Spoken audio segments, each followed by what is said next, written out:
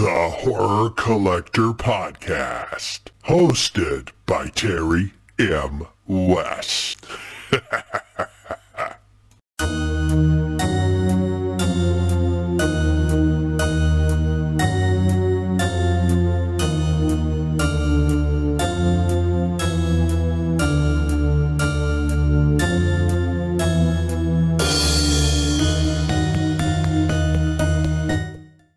Well, hello!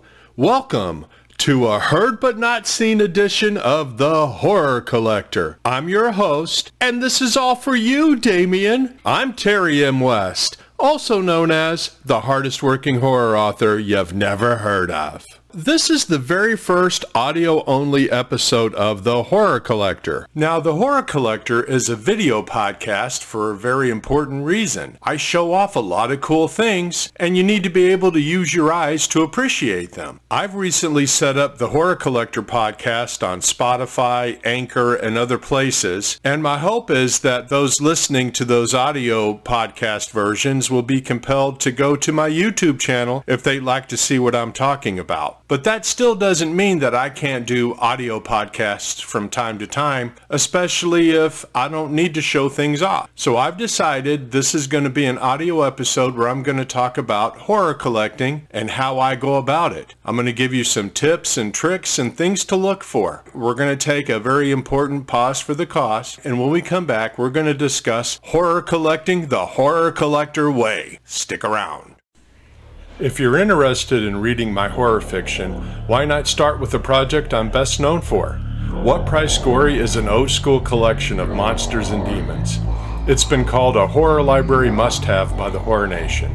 It's available in Kindle, paperback, hardcover, and audiobook, exclusively on Amazon.com. Okay, we're back, and now I'm ready to talk about how I go about collecting my stuff. Now, I started collecting when I was a fairly young man. I collected before there was the internet, eBay, Craigslist, OfferUp, Etsy. I collected the old-fashioned way.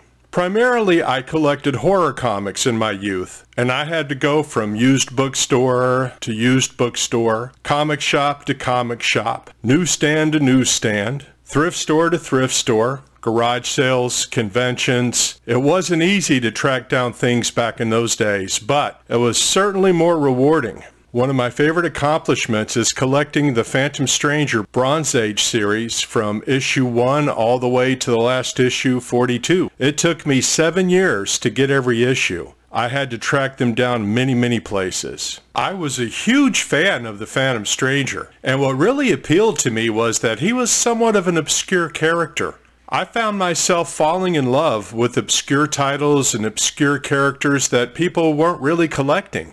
I've completed many off-the-beaten-path titles. I have full runs of DC's The Freedom Fighters, The Secret Society of Supervillains. I have the Marvel title, Supervillain Team Up. I also have the extremely hard to find and put together Karate Kid comic. Now, this wasn't the Ralph Macchio character. This was the character of Val Armour from the Legion of Superheroes, and the Karate Kid series focused on his adventures in the past, or back then, I guess, present day. And yeah, I know these titles aren't necessarily horror, but I'm just making a point. You see, for me, the value of an item, comic, toy, action figure, movie, whatever, to me that's secondary. What I like are things that just aren't that easy to locate, and you don't always have to spend a lot of money to buy things that are hard to find. I found so many treasures in the discount bins and dollar boxes, and they've actually gone on to accrue a lot of value over the years. But that's how I collect. And you might collect in a different way. You might collect in a different direction. And the things I'm going to be talking about here, you can actually apply to any type of collection. So I'm going to give you some of the basics, some of the rules that I kind of live by. And the first rule is that I don't collect over my means. I'm very disciplined with how I spend my mad money. I give myself an allowance to spend on collectibles every week. I also sell a lot of items that I have that I'm no longer interested in,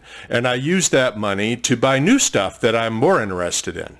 I try not to spend any more than I have at any given time, and if there's something I really, really want, I save up for it. If you're not careful, you might end up with a huge, really nice collection that you're going to have to sell because you're broke and you can't pay your bills. And you don't want that. And I don't want you to have to go through that. Now, I don't mean to sound preachy or anything. It's just that collecting can quickly turn into an addiction if you're not careful. Here are some further strict rules I try to live by. I used to have storage units filled with collectibles. Now, if I can't see it, if it's not readily available, I don't want it. I decided a long time ago that if I haven't looked at a collectible in over a year, why do I even have it? I'm not really enjoying it. And I don't want to turn into a hoarder. So I try to keep what I enjoy the most visually in my office so I can look at it at any given time. Now, admittedly, there are some things that you can't have out that take up a lot of space, and I have a reasonable amount of storage space for those items. So getting back to collecting back in the day, I didn't have the benefit of Google. I didn't have the benefit of comps on eBay or anywhere else. I had to rely on my own knowledge in many cases. I also kept value guides in print form. A lot of times when I would go to a comic convention, I would have a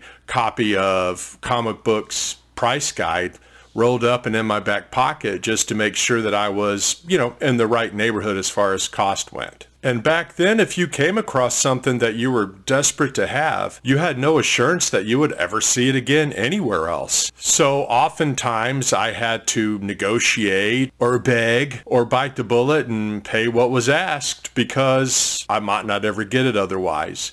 And again, as I mentioned earlier, I was a bit of a completist, so I couldn't live with having a couple of holes in a collection. And I will say that it's awesome that you can just go online now and look something up and find it with relative ease. But there was something about the thrill of the hunt back then. I mean, when you found something you had been looking for a long time, you really felt like you had accomplished something. I was also fortunate to be there when online collecting sort of started gaining steam. I was probably one of the earliest collectors on eBay when it just hit the net. And even that platform has grown and evolved a lot over the years. And since that seems to be the main way that people collect these days, I'm going to give you my do's and do nots as far as eBay, or really any kind of a site similar to eBay where you might hunt down this stuff and bid for it. First and foremost, my biggest rule as far as finding a collectible online: an asking price is not what something is worth. Now, I can take a $10 item and I can put it on eBay and I can try to sell it for $1,000. It doesn't mean that's what it's worth. It means that's what I'm trying to get for it. You're not going to find current or fair market value by looking at what a seller's asking for. You're going to find it by looking at what the item is currently selling for. Collectible markets go up and down, and what might be $100 one day might be $25 the next. Also, if a seller has something that they're offering and you'd like to get your hands on it, but you think the price is a bit out of line, send them an offer.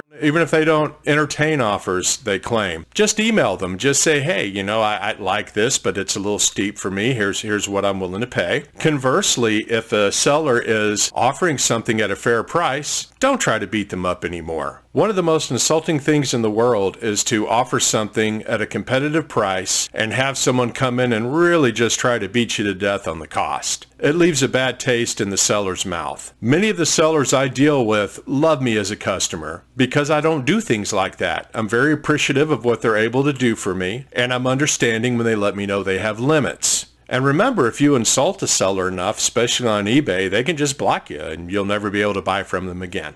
And something else you really want to try to stay on top of: be sure that you're reading all of the information for any item being sold. It's very important to understand exactly what's being offered, the condition, the terms, everything. Really absorb it before you get excited and put in that, buy it now button. I'll give you an example of something that happened to me a few years ago, and it's in the good aisle, so, it wasn't a bad experience. But I was collecting a bunch of bronze stuff, and I was always watching comic bronze titles because that's my jam. That's when I was reading the most comics, between 1970 and 83. So I saw this lot of Green Lantern comics come up. One of the ones that was in there, and it wasn't really, you couldn't really tell from the description, it just kind of got glossed over. One of the books they were offering, and it wasn't even in the description, was Green Lantern issue number 76. Now, this is a huge key issue. It's a bucket list book for a lot of people. It wasn't in great shape, but I noticed it was in there, so I thought, wow, okay, I'm going to put in for that. I'm going to try to win this auction, and I put like I think a $20 or $30 bid for like 4 comics, and as if it was meant to be, I remember like eBay crashed after I put in my bid. It just crashed, and it literally came back up maybe 5 minutes before the auction ended, and I was watching that auction, and it was probably the 5 longest minutes that I could say I've ever lived through. But I ended up getting the lot, and I wasn't even necessarily in the market for that issue, but I went ahead and got it because I saw the value in it, and I actually flipped it for, I don't know, $200 or $300, and bought some horror related stuff that I really wanted to get my hands on. So, sometimes just keeping an eye on these or looking really close at the listings, or maybe not putting in a complete title or description in your search, it pays to really look at all the auctions for something that you're interested in, because there might be a key detail missing, or something's just not really jumping out at people. Like, say somebody listed a comic or a magazine but didn't list the number, but you could tell from the image, oh wow, that's one I'm really looking for, and that one's pretty valuable. So yeah, just really keep a close eye on listings, on titles, on pictures. I keep a lot of safe searches so that things that I'm really into, when they pop up, it'll hit my radar and I'll get a little notification and I'll go look at it. And yeah, keep those descriptions like a little bit fast and loose, because a lot of times people just don't put enough info into their titles or listings even. Another thing too that I'm finding out more and more as the years wind on. I used to be really strict about, man, if you didn't have 100% positive feedback, no way was I going to give you my business. Well, I've had to sort of revise that policy. Now I actually go on and I look. If somebody has less than 100, I look. And oftentimes it might just be 1 or 2 bad experiences, but because their feedback is in relatively like maybe double or low triple digits, it really brings the score down. But you can see a lot of times when a seller was really just being screwed by somebody's feedback. And if I see that happen, like say once or twice on a seller, but they have overwhelming good feedback, I mean, I'll give them my business, because it's real easy to sink somebody if you feel like being arbitrary, or many times a buyer might try to blackmail a seller into like giving them more of a discount or more money off. I mean, it's unfortunate to say, but people are really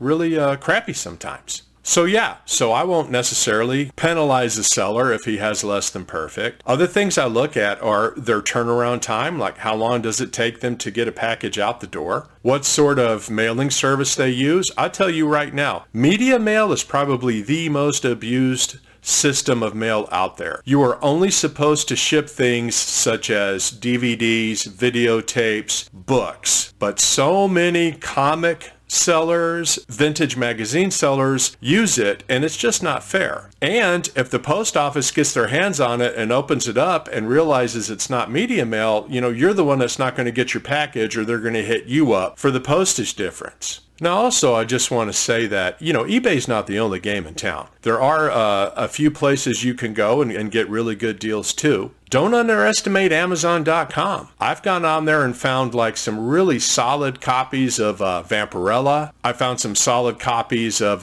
horror comics from the 70s. You can get really good deals on there. And again, keep your eye on that feedback and just make sure you're dealing with somebody that's going to give you a good customer experience overall. And let's talk about how much of a purist you're going to be as a collector. Myself, as I've said, I've collected many horror comics over the years. I've had full runs of Tomb of Dracula, Werewolf by Night. I still have a ton of solid runs of the Silver to Bronze Age horror titles. Now, a lot of the filler issues between the first and last issue, the conditions can be anywhere from fair to very fine to near mint. If I can't afford something I really like in top-notch condition, I'll take something that's maybe not in as great a shape. And I'll tell you, you're going to have a lot more bargaining power for something that's not in perfect shape than you are for something that's in mint. If somebody has something that's in near mint to mint, they're going to want a king's ransom for it. And there are people that are going to pay a hell of a lot more than what it's worth because they know they can get it officially graded and have something that's going to be worth a lot of money down the road. However, if you're going to somebody that has a mid to low grade item, they'll be more willing to bargain with you. I've paid far less for something that wasn't in perfect shape.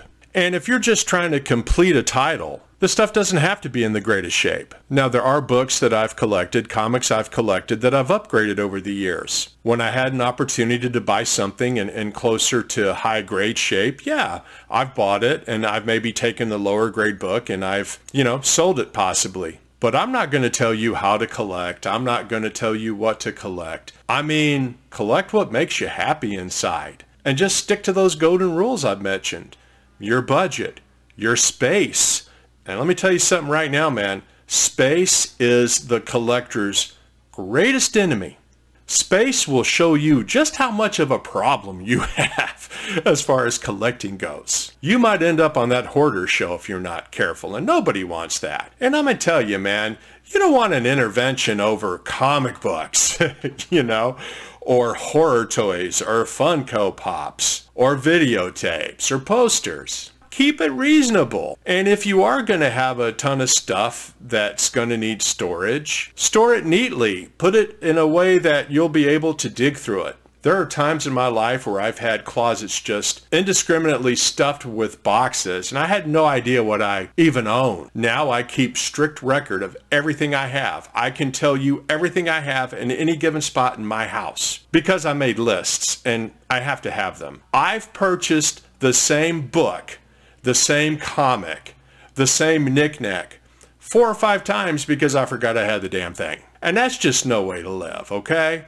When you see my videos, you see my little, what I like to call fortress of horritude. I like these things that I love to be around me, where I can gaze upon them, where I can lovingly reflect on how they came into my life. So again, go out there, do your research, don't pull the trigger right away. Don't be afraid to send an offer. I might watch something for weeks or months before I finally decide, okay, I'm gonna get it.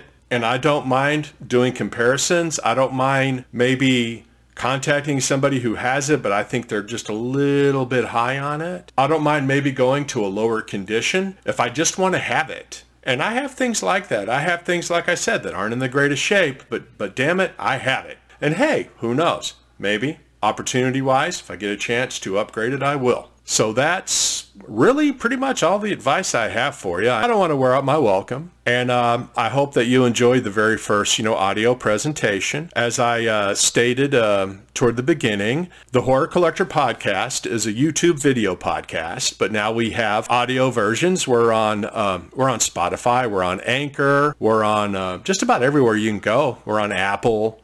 We're on Google, we're everywhere. And going forward, I'm going to try to be as descriptive as I can, even when I'm on the YouTube channel, so that you can kind of understand what I'm talking about. But hey, if you're curious, if you're like, wow, I wonder what that comic looks like. I wonder what that toy looks like. He's kind of telling me, but I'd like to have a clearer vision. Then, hey, hop over to my YouTube channel. I mean, there's no reason you can't subscribe to me on YouTube and on Spotify and Anchor or wherever else. Best of both worlds, baby. I hope you enjoyed this episode. If you have any specific questions that you'd like to ask me about collecting or the best way to go about, getting your greedy little claws on stuff, let me know and I'll try to answer it the best I can. So I'm going to get out of here. So until next time, remember, horror collectibles can be a scary business.